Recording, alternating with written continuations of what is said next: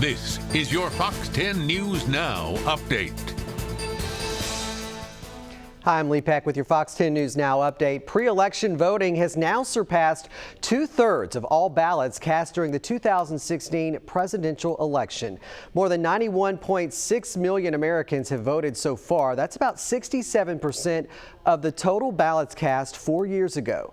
These votes represent about 43% of registered voters nationwide, according to a survey conducted by CNN, Edison Research, and Catalyst. A majority of states are reporting a record early voting turnout for the 2020 election.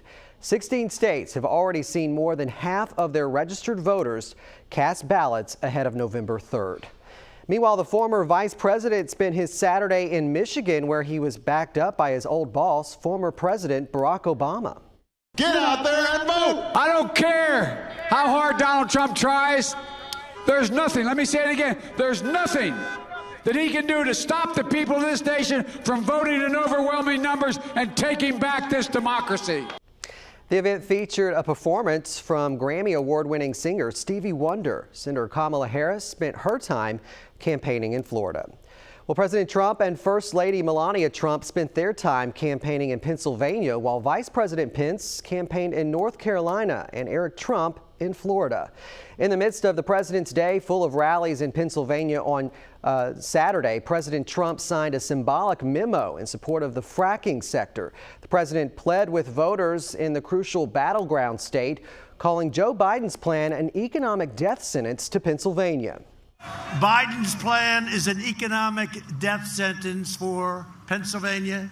He'll outlaw fracking, and what we're going to do, we're going to stop it. We're going to stop it. I did say it at the last stop, but I won't tell you that.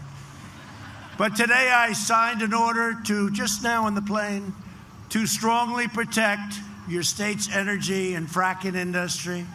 I just signed it. We have an order so that people cannot play with your fracking industry. You know, it's your biggest, you have 1 million people, and you're a big contributor to the rest of the country. Soon after the memo's announcement, Joe Biden's running mate, Senator Kamala Harris, tweeted defending him, saying Biden, quote, will not ban fracking. That is a fact.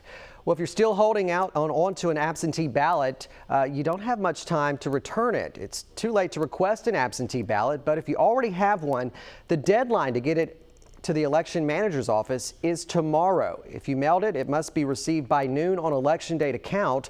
Some important things to keep in mind, though, when it comes to your absentee ballot. Make sure you read the fine print. The ballot must have a signature, and that signature must be in the right place. It also has to go into the correct envelope and has to have witness signatures. Alabama also has a ballot tracker that you can use to make sure your ballot arrives on time.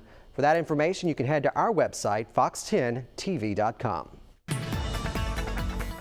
Oh, hey there, folks. Meteorologist Matt Barentine. Your Sunday's going to have a front come through later in the day. You can see it up there. That'll come through during tonight, and overnight we'll have some chillier temperatures moving in behind that front. Now, as we go through the morning today, as you start your day, it's looking really nice. A few clouds around. Temperatures should hit about 70 by lunchtime, so really pretty out there for us here on our Sunday. We're going to see temperatures in the lower 70s, some spots in the mid 70s.